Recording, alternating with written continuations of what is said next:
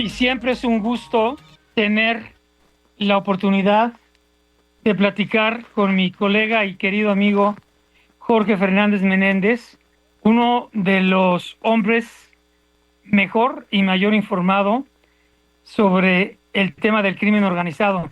Mi querido Jorge, muchas gracias, ¿eh? Oscar Mario, muy buenas tardes, un placer como siempre estar contigo, con todo tu auditorio. Gracias, Jorge. Oye, en conclusión, perdón, no quiero echar a perder la fiesta de la nota, pero ¿cuál es la relevancia con los agentes del FBI? Del tema del Mayo Zambada estamos hablando. Sí, claro, Mira, sí, sí, sí. No, y la mira, avioneta, sí, yo, yo creo que ahí el tema, la relevancia es que este gobierno ha pasado 2 años. Bueno, el anterior gobierno, algunos meses, y han estado 2 años pidiendo explicaciones a los Estados Unidos de qué pasó con el Mayo Zambada. Y si tú lo recuerdas, lo tuvimos oportunidad de platicarlo desde aquellos días de posteriores al 25 de julio del 2024, cuando fue detenido el Mayo Zambada y Joaquín Guzmán López, que siempre dijimos que era una operación encubierta de los Estados Unidos. Era evidente que era una operación encubierta de los Estados Unidos. Y un poco lo que ocurre con este tema de la avioneta y demás es la confirmación de que eso fue lo que ocurrió.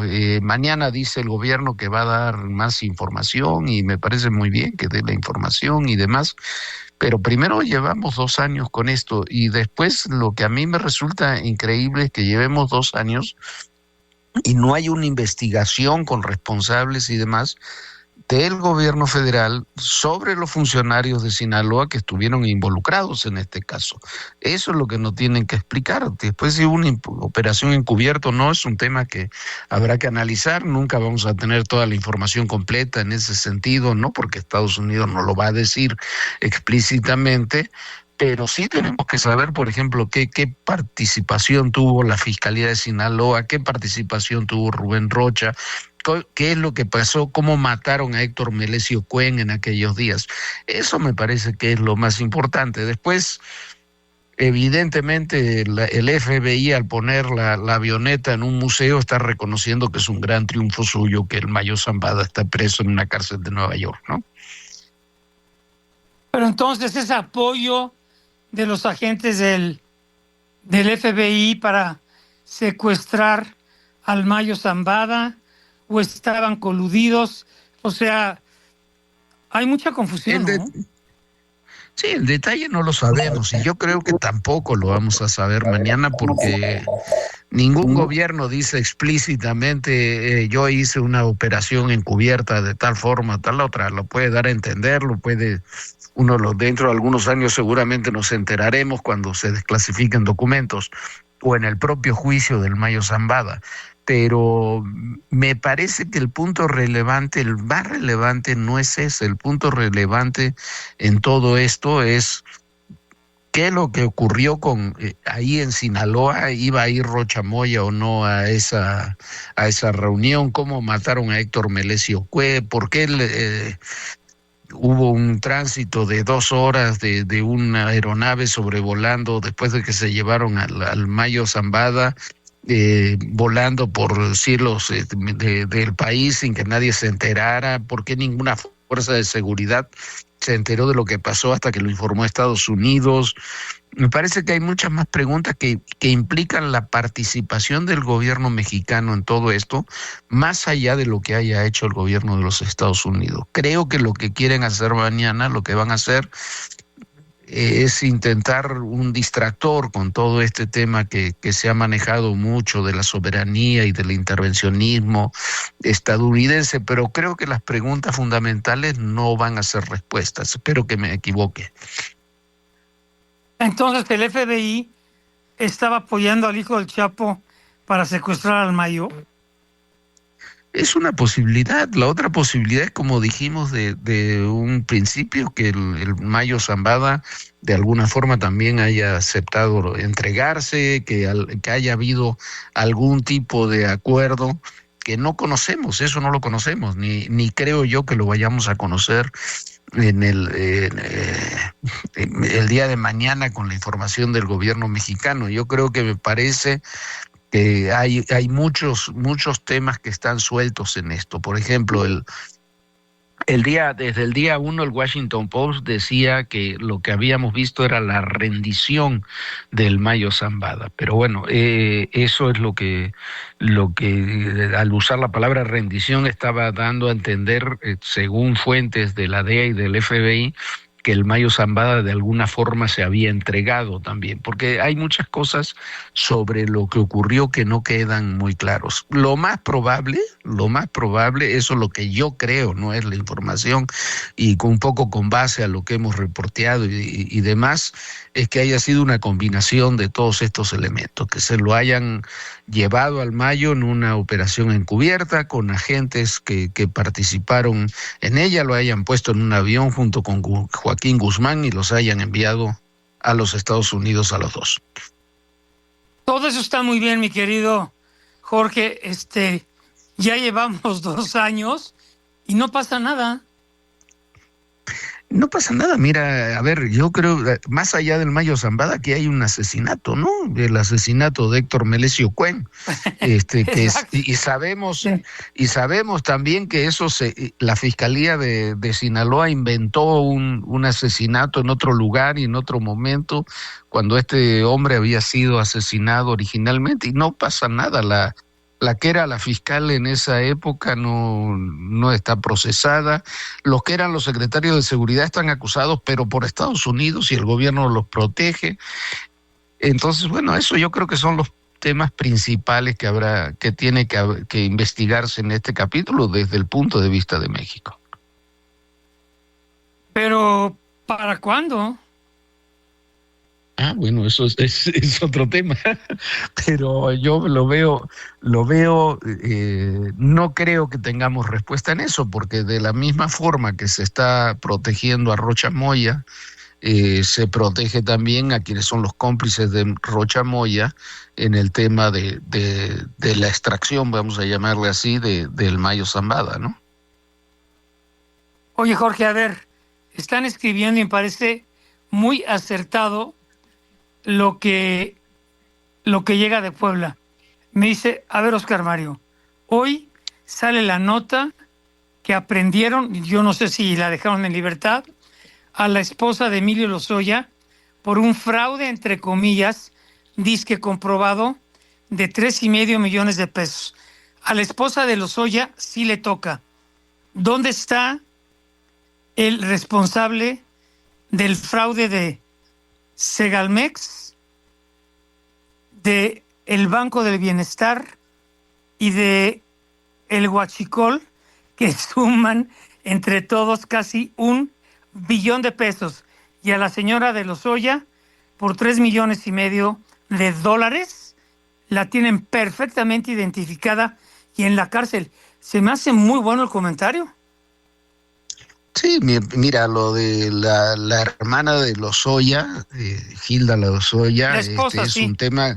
Sí, ahí es la ex esposa la que está procesada, pero la que detuvieron ahora es la hermana, Hilda. La hermana, sí, y bueno, sí, pero ya está incluso en prisión domiciliaria. Pero, a ver, es un caso que ya lleva 10 años que se está investigando. Me parece, si la señora cometió un delito, me parece muy bien que la procesen.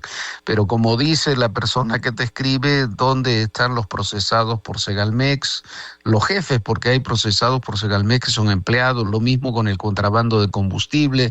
Son todos personajes de nivel medio o de nivel bajo, pero no está ninguno de los políticos responsables de eso, ni sabemos también dónde quedó ese dinero. Solamente de contrabando de combustibles, según la propia auditoría de la Federación, son 600,000 millones de pesos. En algún lugar tiene que estar ese dinero, ¿no? Eso es lo que no tenemos. Oye, entonces la justicia termina siendo bastante selectiva. Entonces, como aquí repetimos muchas veces, en México sucede mucho.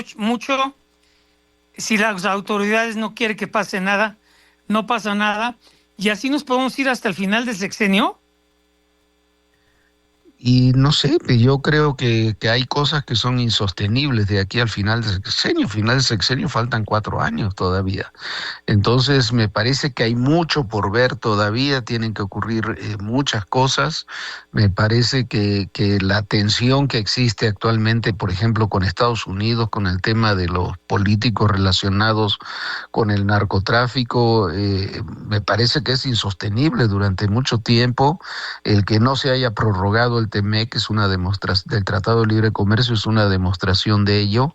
Y bueno, a ver qué es lo que resulta de todo esto, pero me parece que hay muchas cosas que pensadas en el tiempo, eso terminan siendo bastante insostenibles. Todo esto de lo relacionado, que ya platicamos con el Mayo Zambada, es uno de esos temas. Regreso a la parte final de esta entrevista con mi muy querido y admirado colega Jorge Fernández Méndez. Jorge, sé que tienes una agenda apretadísima, 2, 3 minutos. A ver, lo que se diga mañana, yo no sé si en la mañanera, ¿dónde va a ser? Sobre la avioneta y la metodología o estrategia que se utilizó para secuestrar al Mayo Zambada junto con Joaquín Guzmán, pasar la frontera y entregarlo a las autoridades, pues realmente te aseguro que va a ser totalmente irrelevante, ¿no? Digo, si lo analizas profundamente. Yo te quiero preguntar, bueno, sucede mucho, no pasa nada. Si esta variable que es inédita y que se incluye en la ecuación, pues de lo que finalmente desvelaron las autoridades norteamericanas de la colusión de los narcotraficantes con políticos del más alto nivel, que todos sabemos quiénes son, pero que no pasa absolutamente nada y que se han llevado miles. Yo creo que ha sido el fraude más importante a nivel mundial, ¿no? Casi 1 billón de pesos. Se los han llevado, como tú dices, ¿dónde guardan tanto dinero, Jorge? No, mira, yo creo que, a ver, lo que se va a decir mañana es parte de un discurso muy ideológico, de donde se va a hablar del injerencismo y de la intervención de Estados Unidos, algo que hubiera podido decir Nicolás Maduro antes de que fuera detenido, ¿no? Yo creo que lo importante es lo que tú dices, lo importante es las redes de protección que ha tenido el crimen organizado durante muchos años en México, que se acrecentaron durante todo este periodo de abrazos y no balazos del gobierno de López Obrador, y que tendrá que tener una respuesta más temprano que tarde, porque ese es un tema que está vivo. Estados Unidos no lo va a soltar, no va a decir alegremente, bueno, ya aquí no pasó nada, y tampoco lo van a dejar simplemente porque el gobierno mexicano diga, el gobierno de la presidenta Sheinbaum diga que es una política de intervención. Entonces, me parece que ese será el gran tema de la relación de México y Estados Unidos, no de los próximos días, no de los próximos meses, sino de los próximos años. Y lo que veremos, esto va a ser, quizás lo del Mayo Zambada sirve como para ratificar que es un tema que fue algo así, ahora que estamos en época mundialista, Oscar Mario, como el puntapié inicial de las operaciones de Estados Unidos en México sobre personajes del narcotráfico que operan en México. Oye, te escriben, esta me gusta mucho, de Nayarit. Jorge, tienes toda la razón. Como con la selección nacional, en el tema del narcotráfico y de los narcopolíticos, solo vamos a llegar a los octavos de final. No sé, quizás podemos llegar más adelante, pero no por decisión propia del gobierno. Ese es otro tema, ¿no? Parece Oye, que ¿tú crees que ahorita se ha cerrado en defender a todos? Me parece que es un gravísimo error. Entonces, tú crees que sigan defendiendo a los políticos de más alto nivel y así nos vamos y ya se acabó? sí, a ver, yo veo que por lo que se dijo hoy en la mañanera, sí, ¿no? Ese es el sentido de lo que se dijo hoy en la mañanera. Entonces, a ver hasta dónde llega esa tensión. A mí me parece que en el largo plazo es una presión intolerable. Al final va a tener que tomarse, romperse ese hilo por un lado o por el otro. Oye, te escriben de Guatemala, de Antigua. Dice, no conocía, es un lugar que vale la pena visitar, aunque creo que la inseguridad en Guatemala está horrible, pero bueno, te escriben y dicen, espérate, ¿dónde está? Dice, Jorge, es increíble. Dice, yo soy peruano, pero estoy en Guatemala. Dice, en 10 años, el Congreso de mi país le hace, Perú ha destituido en 10 años a 9 presidentes, bueno, y una presidenta, por incapacidad moral, que es un delito que en México yo que ni se entiende, porque aquí yo creo que ya hubieran corrido la mayoría, pero dicen de incapacidad moral, dice por haberle encontrado 10 Rolex, y ustedes están hablando de 1 billón de fraude en México. Pues la respuesta es sí, ¿no? Sí, claro, bueno, son las cantidades de los casos que se conocen, ¿no? Y bueno, también Sí, sí. estuve hace poco en Antigua, es una ciudad hermosísima, por cierto, ahí en Guatemala, y Perú también tiene sus cosas, ¿no? Yo creo que también han utilizado esto de este tipo de delitos para una inestabilidad política brutal, ¿no? Entonces, yo creo que eso tampoco ayuda a ningún país tener 10 presidentes en 10 años. Oye, Jorge, pero me llama la atención que Perú sigue siendo ejemplo de desarrollo económico y estabilidad social, ¿eh? Mira, Perú ocurre algo, si no me equivoco, algo parecido a lo que tiene Italia, ¿no? O que tuvo durante mucho tiempo Italia, que cambiaban los presidentes, cambiaba el sistema, pero lograron algo de que es muy meritorio, de que la economía siguiera funcionando ya con independencia. Entonces, eso creo que es un poco lo que le está sucediendo a Perú, que cambian los presidentes y la economía más o menos sigue funcionando. A ver, ahora empieza una nueva época en Perú con la llegada de Keiko Fujimori al gobierno. A ver cómo les va. Jorge, muchas gracias. Oye, conclusión, pues pasa mucho y no sucede nada, ¿no? A ver qué dicen mañana, pero yo creo que algo de eso es lo que va a ocurrir.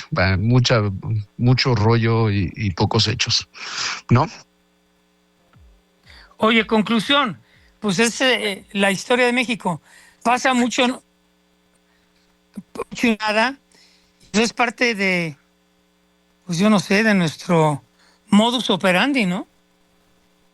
Sí, a ver cuánto dura eso. Yo creo que no se puede mantener tanto tiempo una situación de ese tipo. Jorge, te envío un abrazo con todo afecto. Bueno, un gran abrazo para ti y para todo tu auditorio. Un abrazo, Oscar Mario.